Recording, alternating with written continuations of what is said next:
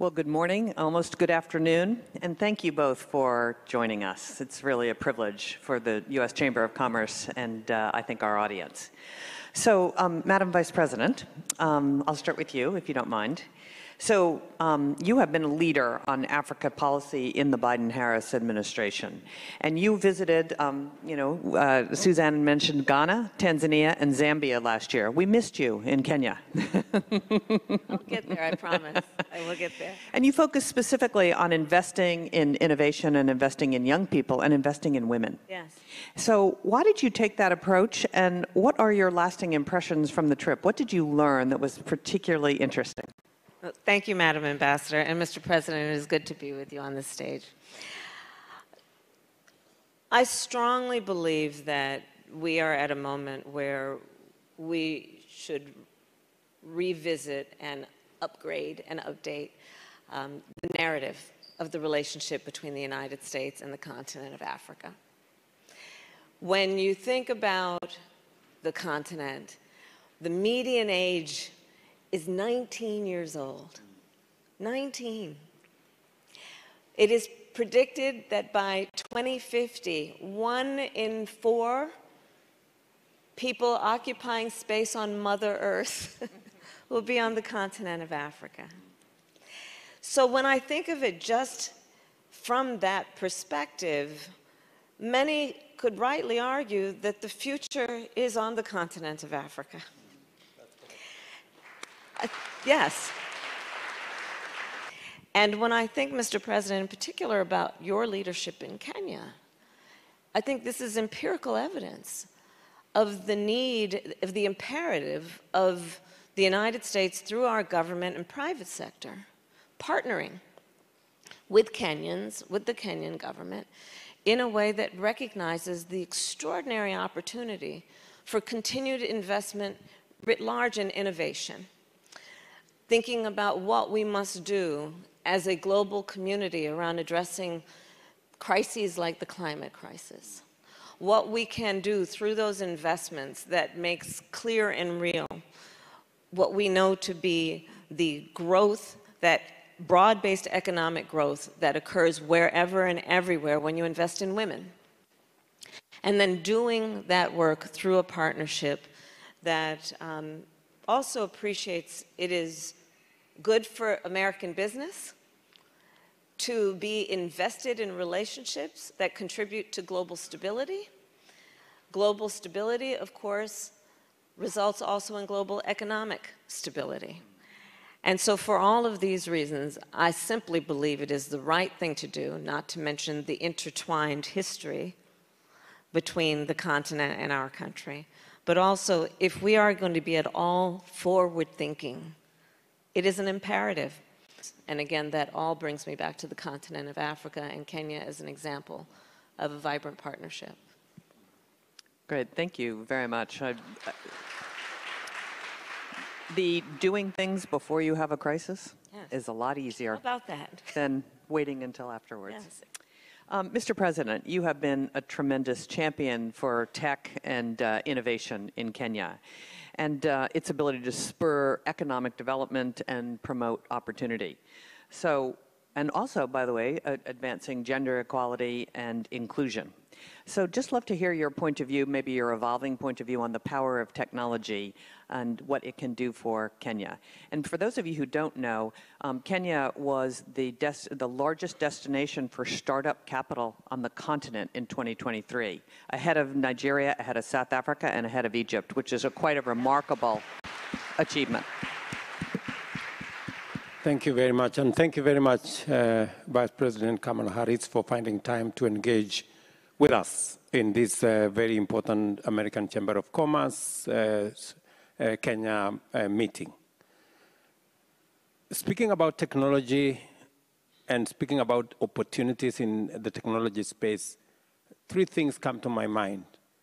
Technology is the facility, is the instrument that we can use to leapfrog Africa from where we are to the next, to catch up, if I may, with the rest of the world. We have the youngest population that young population is tech hungry. Yeah. That young population, we have the opportunity to shape it in the direction in which we think it should. And that is why a country like Kenya, we are investing 30% of our budget in education, training, knowledge, skills. We are investing $5 billion every year. And I said earlier, it's money we believe is an investment, because if there is a single most important asset that we have is our human capital. And as my sister Kamala said, we are looking at the continent that will have a quarter of the world's population by 2050. 40% of the world's workforce will be from the African continent. Therefore, it is not only about labor, and therefore you need the correct quality of labor. It is also about market. Yeah. The biggest market ever will exist in the African continent. And therefore, technology is the biggest enabler, the biggest multiplier of what can be done. And I see it every day. For example, M-Pesa took Kenya from a banking ratio of, I think, about 20% and tripled it, you know, just using technology. Many more Kenyans, including my mother, who has not been to school, she operates M-Pesa, you know. So that's what happens to many people in Kenya. So we look at technology as an enabler and as a mechanism through which we can use the biggest resource we have in our young people, and we can also use it to better deliver agriculture, health, education, tax collection, government services. In fact, for Kenya, we are moving all government services. When I came into office, we had 300 government services. We've now moved 17,000 government services on the digital platform, because that is where the future is. That's how we can be able to efficiently deliver government services, cost-effectively deliver government services, accountably deliver government services. So accountability, efficiency, efficacy, the technology enables us to do all that much more efficiently. Therefore, Madam Kamala Harris, you're focused in the right direction on technology, digital space, young people, women.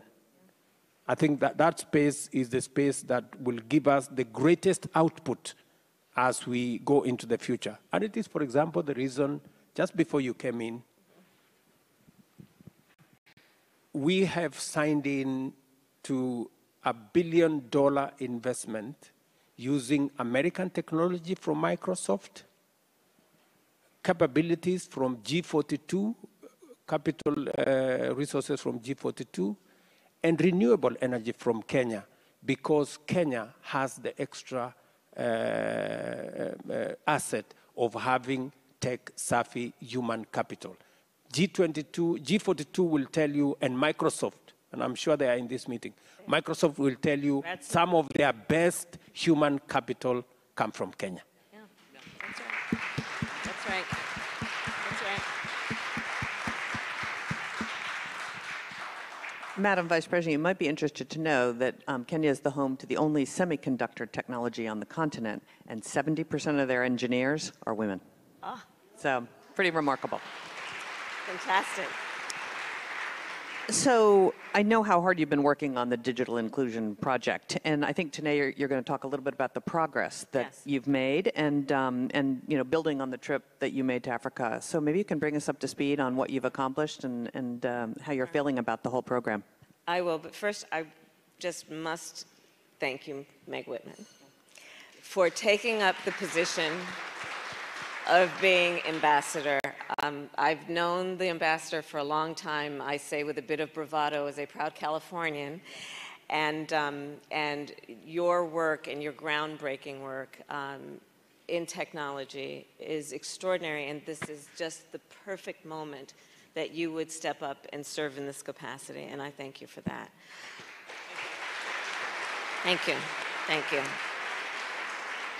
So digital inclusion was at the heart of the idea for this initiative that is focused on the continent. And I want to thank a few people who I know are here. Brad Smith is here. Michael Meback is here. It was companies like Microsoft, MasterCard, foundations. Melinda French Gates was one of the earliest to contribute as much as $10 million for the women in digital inclusion focused on women, the Ford Foundation.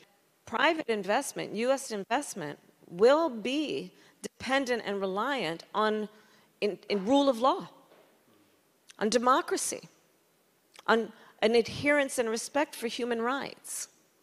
And understand then in that way the power of public-private partnerships, especially when we are talking about these relationships around the globe. Understanding that increasingly US business is interdependent with our allies and nations around the world, and these partnerships then make a lot of sense. Let me follow that up quickly, and we have just a few more minutes.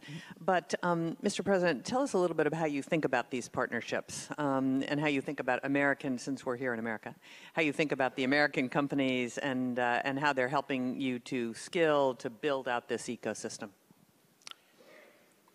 Vice President Kamala Harris has said a very profound thing about relationships, building the correct relationship. We need to recalibrate, our engagement. Let me start with where we were at the Africa Climate Summit last year. At the Africa Climate Summit last year, we pushed to change the narrative around Africa. For a long time, it was about blame game, who caused this, why this has happened. We decided we cannot continue to be in the victim corner.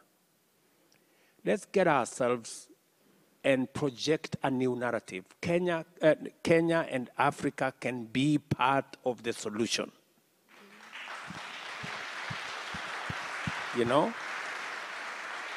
And for a moment, it looked strange because people were wondering, we thought we were victims of climate change. We thought we didn't cause it. Africa caused only 4%.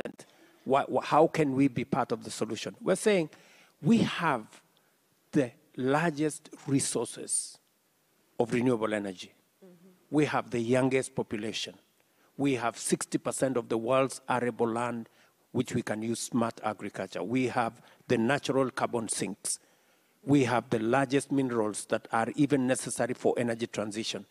Why is a rich continent in a corner looking weak and defeated and a victim? So we decided to change the narrative. And for the first time, we had a different conversation. We are discussing, since we have tremendous potential, how do we move this to opportunity and to investment? Yeah.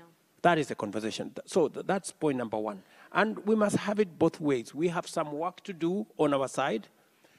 Our partners, like the US, have some work to do. Aid will not get us anywhere. Extracting raw materials from Africa will not get us anywhere. So it's balanced. We must stop the extraction, but we must also think outside aid. And the place to think is about investment. And when you are thinking investment, you must think about how to bring both public and private investment. And that is why private-public engagement is ultimate. That's right. It is necessary. That's right. I'll give you examples. We have the most modern expressway in Nairobi. It wasn't built using government money. It was built using private sector money in a PPP framework. It's working. I am now doing a PPP framework to transmit for energy transmission. We're doing the first 5 transmission lines in Kenya. Why should government invest money in a transmission line when we can only pay a willing charge for somebody in the private sector who can invest their money? We are looking at how we can also do it with the airport, how we can do it with the ports, how we can do it with the rest. So that way, we can bring huge investment money into our economies without necessarily contracting debt or looking for aid. Let me give a perfect example today here. We just signed an investment of $1 billion. You know, it would take me ages to get $1 billion from any government, including the American government. It would take us that long, too. You know, it would take me ages.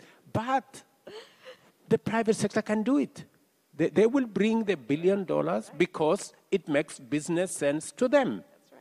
You know, they are investing, they will make money. We will use our geothermal, we will employ our young people, they will pay taxes, everybody will win, they will make profits. So it is win-win. So we must also, as governments, as Africa, we must make ourselves investment ready.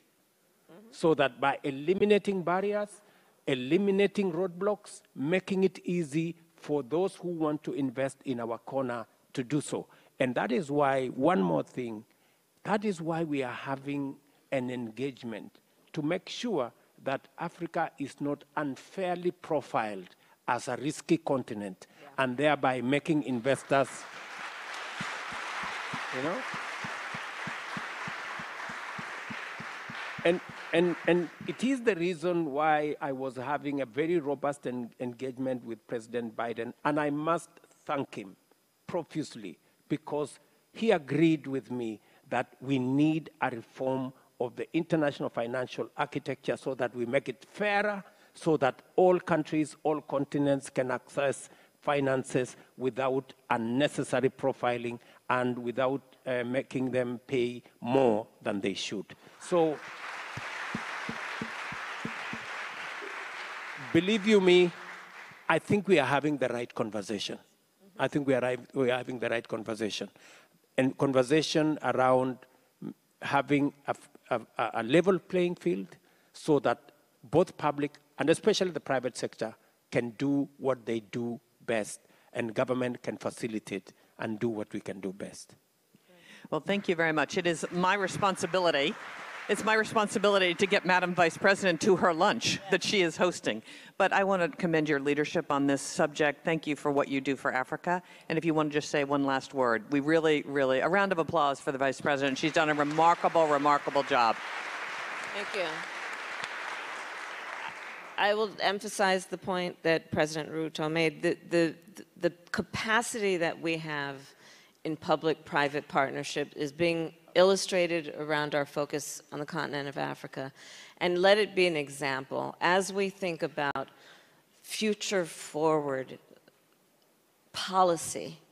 That is where the future is. We in government don't have not only necessarily the depth of this skill, but we cannot pull together the billions of dollars, to your point, that we can do with these kinds of partnerships that will have exponential and immediate impact. And I'll just close with this. President Ruto, I think that your trip and your visit, this state visit, is, history will show, an inflection point in how we are revising and upgrading the narrative of the relationship between the United States and the continent of Africa. And I thank you for that. Thank you. Thank you very much.